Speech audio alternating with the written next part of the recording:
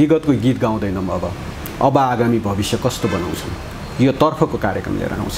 आदरणीय दर्शकवृन्द, विभिन्न राजनीतिक घटनाक्रम र सन्दर्भमाथि केन्द्रित रहेर कुराकानी गर्नका निम्ति आज हामीसँग पूर्व मन्त्री नेकपा एमालेका स्थायी कमिटी सदस्य शेरबहादुर तामाङ हामीसँग हुनुहुन्छ। शेरबहादुरजी स्वागत छ। नमस्ते। स्थायी कमिटीको बैठक भर्खरै सम्पन्न भयो। यो बैठक केमा केन्द्रित थियो बताइदिनुहोस् त। बैठक त मूलतः अब निर्वाचन केन्द्रित नै हो र निर्वाचनसँग सम्बन्धित भएर हामीले पोलिट ब्युरो र केन्द्रीय कमिटीको बैठकको एजेन्डाहरू तय गर्नु थियो र ती एजेन्डाहरूलाई पास गर्ने उद्देश्यले स्थायी कमिटीको बैठक बसेको हो र यो बैठकबाट ती एजेन्डाहरू तय भएको छ र हामी 9 गते पोलिट ब्युरो बैठक बस्छौँ, 10 र 11 गते केन्द्रीय कमिटीको बैठक बस्छौँ। मुख्य गरी तय भएका एजेन्डाहरू बताइदिनु। मुख्य गरी केमा केन्द्रित? मूलतः अब निर्वाचनलाई नै ध्यानमा राखेर निर्वाचन केन्द्रित मापदण्डहरू तय गर्ने र खास गरी रिपोर्टिङहरू पनि थियो र प्रदेशका इन्चार्जहरूले त्यहाँका रिपोर्टहरू चाहिँ प्राप्त भएको छ र ती रिपोर्टहरूको विश्लेषण भएको छ र त्यसलाई एउटा समअप गरेर केन्द्रीय कमिटीको बैठकमा लाने गरी तय भएको छ र हामी अब निर्वाचनमा केन्द्रित भएर अब जुन पार्टीको योभन्दा अगाडि सचिवालयको बैठकहरूले पास गरेका कतिपय कुराहरू निर्णयहरूलाई अनुमोदन पनि गर्नुपर्ने थियो, त्यही कुराहरू अनुमोदन पनि भएको छ र हामी अब मूलतः अब सम्पूर्ण रूपले निर्वाचन केन्द्रित भएरै जाने भएकोले हाम्रा सबै डिसिजनहरू त्योसँगै सम्बन्धित भएर अगाडि जान्छन्। यद्यपि पार्टीभित्रको इनर जीवनमा हामीले साङ्गठनिक कामहरूलाई व्यवस्थित गर्नुपर्ने कामहरू पनि छ र अहिले यो बिचमा एउटा पार्टी प्रवेशको एउटा चाहिँ लहर पनि चलिरहेको छ। यसलाई हामी पार्टी प्रवेश अभियान पनि यो बिचमा सञ्चालन पनि गर्दैछौँ र यो बिचमा पार्टीमा प्रवेश गरेका सदस्यहरूलाई पार्टीभित्र उचित जिम्मेवारीको व्यवस्थापनको बारेमा पनि छलफल भएको छ। यो भोज संस्कृति एमाले सुरु गर्यो, चुनाव नआउँदै सुरु गर्यो, भोज खुवाउँदै एमालेमा प्रवेश गराउँदै गरिरहेछ भन्ने यस्ता खालका समाचारहरू पनि बाहिर आएका छन्। तपाईहरु के गर्दै हुनुहुन्छ? कसरी प्रवेश गर्नुहुन्छ? एमालेमा प्रवेश गर्न चाहने ती जो विभिन्न पार्टीका अगुवा नेताहरू हुनुहुन्छ र जो सर्वसाधारण जनता जो हिजो अन्य पार्टीमा भोट हाल्ने उहाँहरू एमालेमा आउने इच्छुक हुनुहुन्छ। कतिपय कार्यक्रमहरूमा कतिपय के अधिकांश ती प्रवेशका कार्यक्रमहरूमा चिया समेत पनि खुवाइएको छैन। कोही कसरी भोज भनेर भने अब थाहा छैन हैन। भोज भन्दाखेरि त अरू छुट्टै धेरै व्यवस्थापन गर्नुपर्दो होला। त्यसैले चिया समेत पनि पाएको छैन। पानीसम्म अब कहिलेकाहीँ गर्मी ठाउँमा पानीसम्म खाइन्छ होला। त्यसैलाई भोज भन्ने हो भने अब नभोज चाहिँ कस्तो हुँदो होला हैन। त्यसो भएको हुनाले यो चाहिँ एमाले माथि लगाइएका अनावश्यक आरोप हुन्। यसको कुनै सत्यता पनि छैन र एमाले भोज संस्कृतिको विरोध गर्छ। तपाईले यसो भन्दै गर्दा स्थायी कमिटीको बैठकका एजेन्डाहरू तय गर्ने सन्दर्भमा यो गठबन्धनको राजनीति तर्फ तपाईहरुले कस्ता खालका सोचहरू एजेन्डाहरू प्रस्तुत गर्दै हुनुहुन्छ बताइदिनुस् त। किनभने एकातिर महागठबन्धन छ, एमाले विरुद्ध सबै जानकार हुनुहुन्छ, सँगसँगै एमाले पनि एउटा गठबन्धनको अभ्यास गरिरहेछ भन्ने खालको बाहिर गइराखेको छ। बताइदिनुस् त यो गठबन्धन कोसँग गर्दै हुनुहुन्छ? अब आउने चुनावी प्रक्रियामा तपाईहरु कस्तो खालको रणनीतिले प्रस्तुत हुनुहुन्छ? अनि यसमा प्रष्टै छौँ हामी। आज पनि त छलफल भयो होला, छलफल भएको छ। हामी प्रष्टै छौँ। अहिलेसम्म हामी नेकपा एमाले एक्लै निर्वाचनको तयारी गर्छ, यसमा कुनै कन्फ्युजन छैन। अरू किन गठबन्धन गर्छ भन्दा एमालेसँग लड्न सक्दिन भनेरै हो हैन। अब एमाले त्यसमा कुनै आपत्ति गरेको छैन। को कुन कुन गठबन्धन गरेर एमालेसँग भिड्न आउँछ त्यो आओस्, मिलेर आओस्। हामी त तयारै भएर बसेका छौँ त। त्यसैले एमालेलाई कुनै डर पनि लागेको छैन। उहाँहरू थरथर कामी राख्नु भएको छ एमालेसँग चुनाव लड्न सकिँदैन भनेर। चाहिँ सबै राजनीतिक दलहरू अब एकैतिर गठबन्धन गरेर हुन्छ। अब त्यो जुन तहको गठबन्धन होस् त्यसलाई हामीले कुनै अनौठो पनि मानेका छैनौँ। किनभने नेपालको राष्ट्रियता, समृद्धि र विकासको अगुवाई गर्ने नेकपा एमाले यो पार्टीले मुलुकको राज्य सत्ता अर्थात् खास गरी जनताको बहुमतले यो पार्टीलाई बहुमत दियो भने अरू पार्टीको चाहिँ अब बाँडेर खाने, मिलिजुली खाने चाहिँ संस्कृति त अन्त्य हुन्छ। त्यसो भए त्यो पार्टीलाई हराउनको लागि भनेर जसरी उहाँहरू गठबन्धन गरिराख्नु भएको छ हो, नेकपा एमाले पनि गठबन्धनमै छ। तर नेकपा एमाले जनतासँगको गठबन्धनमा छ। त्यसो भएको हुनाले हामीले कुनै आपत्ति छैन। तर यद्यपि मैले तपाईलाई बताउन चाहन्छु कि नेकपा एमालेसँग हामीसँगै उभिन्छौँ भनेर कुनै दल भन्छ भने हामीले त्यसमा कुनै आपत्ति पनि गर्दैनौँ। कुनै दल एमालेसँगै उभिन्छौँ है भनेर भन्छ भने त्यसलाई ढोकाबन्द चाहिँ गरेका छैनौँ। र खास गरी देशभक्त शक्तिहरू, तपाईँको चाहिँ प्रगतिशील शक्तिहरू, तपाईँको चाहिँ लोकतन्त्रवादी शक्तिहरू नेकपा एमालेसँग मिलेर जान्छु भन्नेसम्म हामीले त्यो कुरालाई नकार्दैनौँ। र अरू आफूलाई वामपन्थी हुँ भन्ने पार्टीहरू चाहिँ हामीले प्रष्ट भनेका छौँ नेकपा एमालेको झन्डा, नेकपा एमालेको चुनाव चिन्ह यसभित्रै आउनुपर्छ। हामी त्योभन्दा बाहेक नामले वामपन्थी भन्ने अनि दक्षिणपन्थी शक्तिलाई खुरुखुरु भोट हाल्ने पार्टी कसरी वामपन्थी हुन्छ? त्यसो भएको कारणले अब त्यस्ता पार्टीहरू चाहिँ यदि नेकपा एमालेसँग मिसिन्छु, नेकपा एमालेसँगै उभिन्छु भने हामीले प्रष्ट भनेका छौँ नेकपा एमालेको झन्डा हुनेछ, नेकपा एमालेको घोषणापत्र हुनेछ, नेकपा एमालेको चुनाव चिन्ह हुनेछ। त्यसमै समाहित भएर अगाडि बढ्छ, ओके, हामी तयार छौँ। होइन भने नेकपा एमाले एक्लै तयारी गर्छ। पछिल्लो समय राप्रपा लगायतका पार्टीहरूसँगको छलफल के उद्देश्यका लागि हो भन्ने पनि प्रश्न। त्यसैले त हामीले भन्यौँ खास गरी जनमत पार्टी राप्रपा लगायतसँग नेकपा एमाले गठबन्धन गर्दैछ भन्ने बाहिर चर्चा छ, बताइदिनु। त्यही त हामीले के भन्छौँ भने खास गरी देशभक्त शक्तिहरू जो प्रगतिशील छन्, जो तपाईँ लोकतन्त्रवादी छन्, हो त्यस्ता शक्तिहरू नेकपा एमालेसँग हामीसँगै उभिन्छौँ भन्यो भने हामीले ढोका बन्द गर्दैनौँ। कुरा यति हो। त्यहाँ को पार्टीहरू पर्छन्, अहिले हामी पार्टी विशेषलाई हामीले यही पार्टी भन्दैनौँ, तर ती पार्टीहरूसँगको छलफल हुनसक्छ। कुन पार्टीसँग विशेष छलफल भइरहेछ बताइदिनु। अनि त्यस्तो अहिले नै अब केटेर यही पार्टी भन्ने छैन। हामी अहिले सिङ्गल नेकपा एमाले आफ्नो तयारीमा हो र आजै पार्टीको अध्यक्षलाई कोड अनकोड गर्ने हो भने पार्टी अध्यक्षले भन्नुभएको छ हामी एक्लै निर्वाचनको तयारी गर्छौँ। अन्य पार्टीहरू निर्वाचनको बेलासम्म हामी उभिन्छौँ भने मात्रै, त्यति बेला मात्रै हो। अहिले नै हामीले त्यो राष्ट्रिय रूपमा कुनै पार्टी विशेषसँग छलफल गरेर हामी गठबन्धन गऱ्यौँ भन्ने ठाउँमा हामी छैन। चुनावको मिति घोषणा भइसकेको अवस्था छ। स्वभावैले संसारको विश्वव्यापी लोकतन्त्रको अभ्यास र संसदीय अभ्यासमा चुनावको मिति घोषणा भइसकेपछि स्वत सरकार काम चलाउ हुन्छ र संसद पनि भूमिका, पार्लियामेन्ट पनि भूमिकाविहीन जस्तो रहेको अवस्था हुन्छ। संसारको अभ्यास यो छ। तर यहाँ त भटाभट विधेयक पास हुँदैछन्, राष्ट्रपतिमाथि दबाब सिर्जना भएको छ, राष्ट्रपतिका सुझावहरूलाई कार्यान्वयन गरिएको छैन, हुबहु जस्ताको तस्तै फिर्ता पठाइएको छ र सरकार पनि पूर्णतः काम चलाउ भएको अवस्था छैन। कार्यकारी विगतको जनादेश प्राप्त सरकारको भूमिकामा काम भइराखेको छ। अनि तपाईँहरू प्रतिपक्षी भएको के अर्थ हो भन्ने प्रश्न छ, बताइदिनुहोस्। अब हामीले खास गरी तपाईँको चाहिँ संसद जब निर्वाचनको घोषणा चाहिँ संसदले कुनै विधेयक पास गर्ने हैसियत नरहनु पर्ने हो।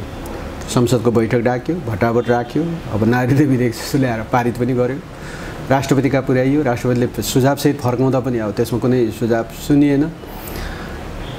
आफू पावरमा छ वा सङ्ख्यामा छ भनेर तपाईँको चाहिँ विधि विधान मिच्ने, संविधान मिच्ने जुन खालको प्रवृत्ति देखा परेको छ, यसको जवाब त जनताले दिन्छ नि निर्वाचन मार्फत, होइन? हामी बनिरहेका छौँ, हामी कराइरहेका छौँ, हामीले प्रतिपक्षी दलको हिसाबले संसदमा आफ्नो दृष्टिकोण राखिरहेका छौँ र तपाईँको यद्यपि नागरिकता विधेयकमा हामीले संसदभित्र अब विभाजन नै माग्यौँ, होइन? त्यतिसम्म हुँदा पनि उहाँहरू सुनिराख्नु भएको छैन। अब यस्तो तरिकाले कति दिनसम्म बाँडीचुँडी गरेर खाने कोसिस गर्नुहुन्छ। अब हामी त आउनुहोस्, उहाँहरूलाई छुट्टै सबै दलसँग चाहिँ छुट्टै लडिरहनु पनि परेन। सबै त्यस्ता दल जति जो चाहिँ मिलेर बाँडीचुँडी खान खोज्ने, अब देशलाई चाहिँ लुट्न खोज्ने प्रवृत्ति भएका दल जति जो एक ठाउँमा छ त ठिकै छ त, उहाँहरूसँग हामी सिङ्गलै भेट्न तयार छौँ।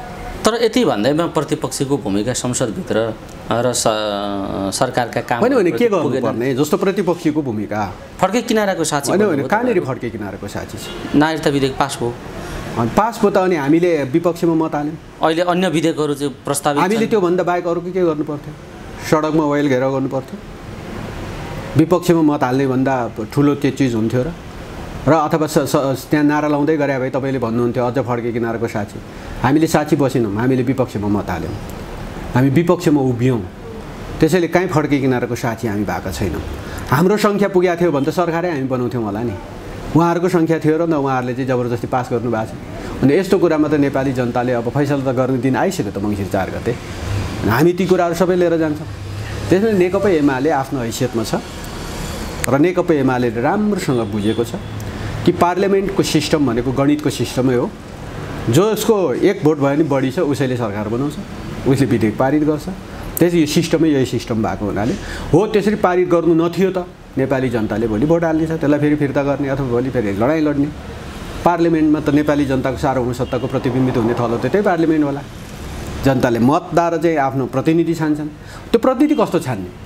प्रतिनिधि नै भोलि जनताले पनि तपाईँको चाहिँ त्यस्तै नागरिकता विधेयक पास गर्ने, महँगी बढाउने, देशै विदेशलाई सुम्पिने खालकै प्रतिनिधिहरूलाई बहुमत पुर्याएर पठाइदियो भने रोएर बसेर हुन्छ? जनताको इच्छा नै त्यही भयो भने त्यसो भएको कारणले अहिले त तपाईँको चाहिँ जनताले दिएको मतको त दुरुपयोग भइरहेको छ।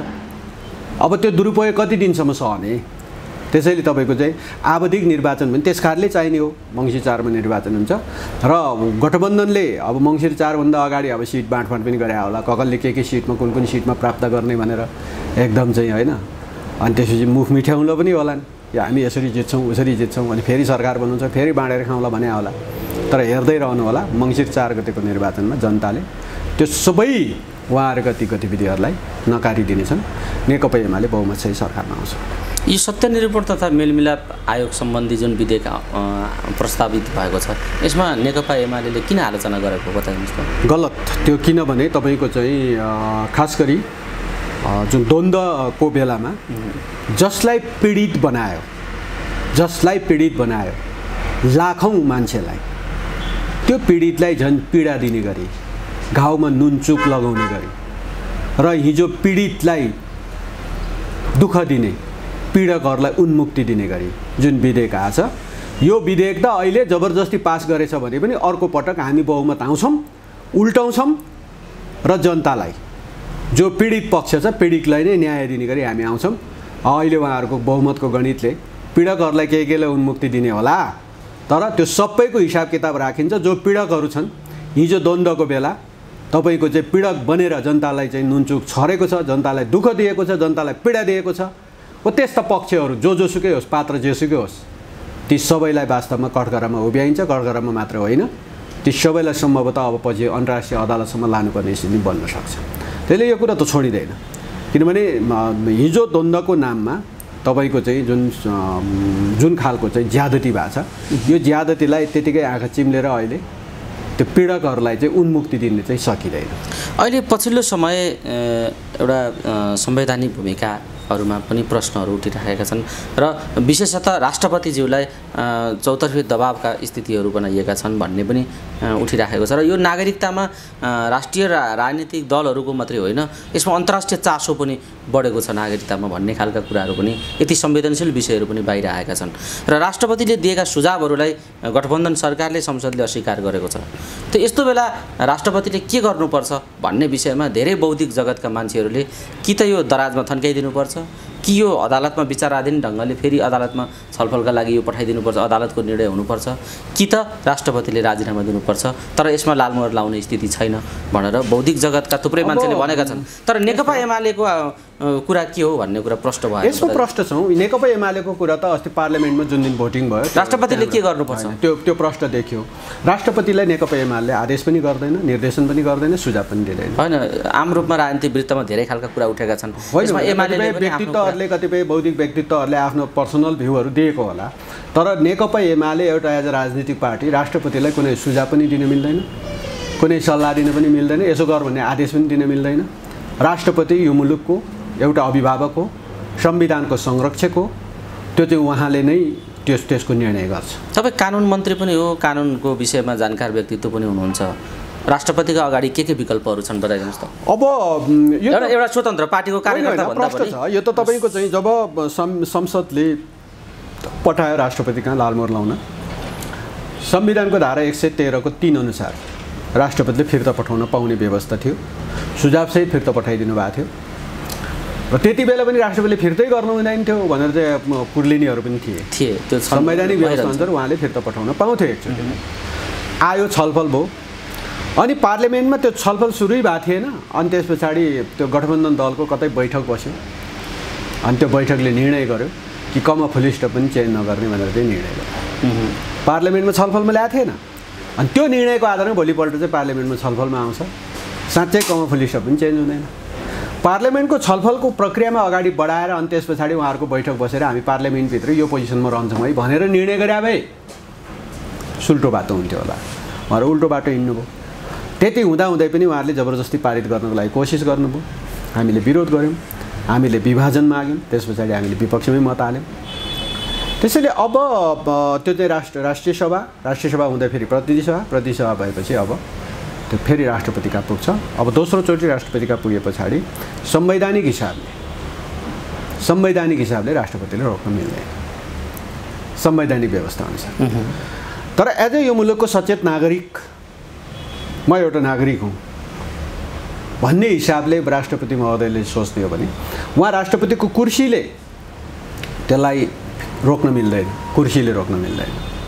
त्यो राष्ट्रपतिको कुर्सी नै यस्तो कुर्सी हो कि संवैधानिक व्यवस्था यस्तो व्यवस्था गरेको छ कि तपाईँको चाहिँ म चाहिँ त्यो कुर्सीमा बसेर म रोक्छु भन्ने मिलेन।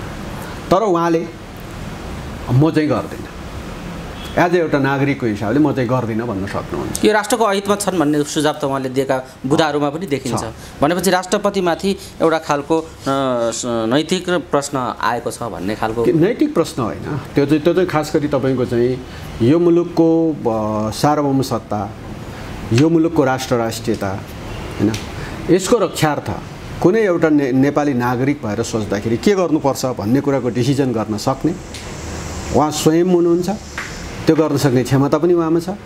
त्यस भएको कारणले अब यसलाई तपाईँको चाहिँ बढी धेरै बहस विवादको केन्द्र बनाएर राष्ट्रपति जस्तो संस्थालाई हामीले विवादको केन्द्र बनाउनु हुँदैन। भोलि राष्ट्रपति अहिले जो हुनुहुन्छ उहाँ बाहेक अर्को पनि हुन सक्नुहुन्छ।